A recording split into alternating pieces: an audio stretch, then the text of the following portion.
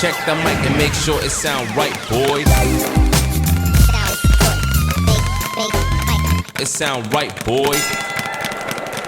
Okay, Rev, here we go. Top 5 Latino fighters of all time. Coming in at number 5, who you got? You know, I don't want to offend anybody when I say this, but the reality is I only gave Canelo the number 5 spot because it's more of a lifetime achievement award. Yeah, see, laugh if you want to, because the reality is he fought one great fighter in his career, and that great fighter beat his ass up and down the ring, sideways, and every which way you want to call it. That was Floyd Mayweather. Anyway, you gotta give Canelo credit because he did wipe out all the other competitors that came in front of him, and his body shots were so painful, made you feel like you was a mother giving birth to triplets. Yeah, it's serious. Canelo finished with you. You be begging for one of them epidural shots.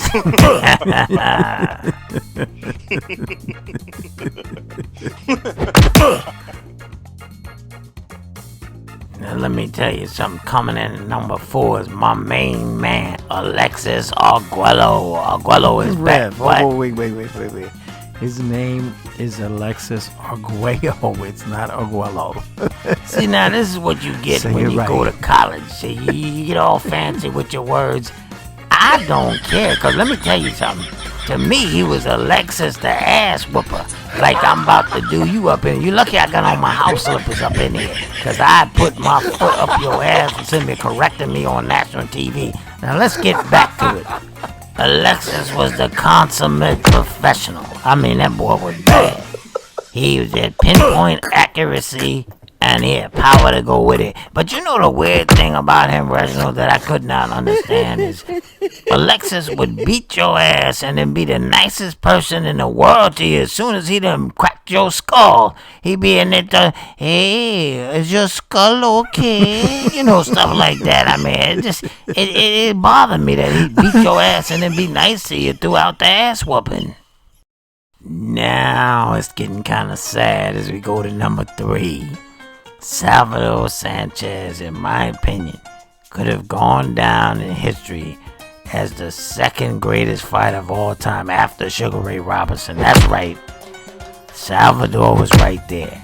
He had combinations, pinpoint accuracy. He had a tough chin. He had a great heart. And sadly, he got killed in a car accident at the peak of his career. He beat about 6 great fighters, beat them down back then.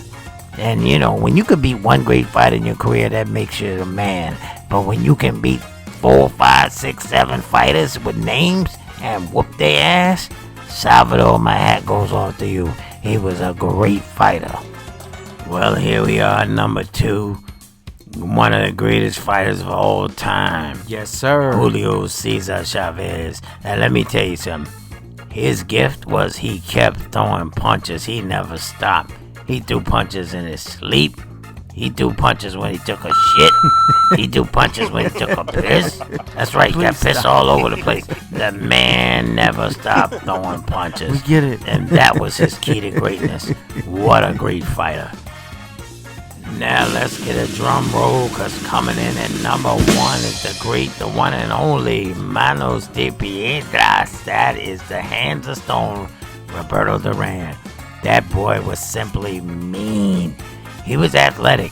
Let me tell you something. He was clearly the greatest lightweight ever in history of boxing. He would have gone down as one of the greats of all time, but he kept fighting until he got fat. But the bottom line is this. He was clearly the meanest man that ever entered the ring. He would have beat up Santa Claus and Mr. Rogers on the same night. And on his way out the ring, he would have kicked a nun in the ass. I ain't playing. That boy was mean. Check the mic and make sure it sound right, boys. It sound right, boys.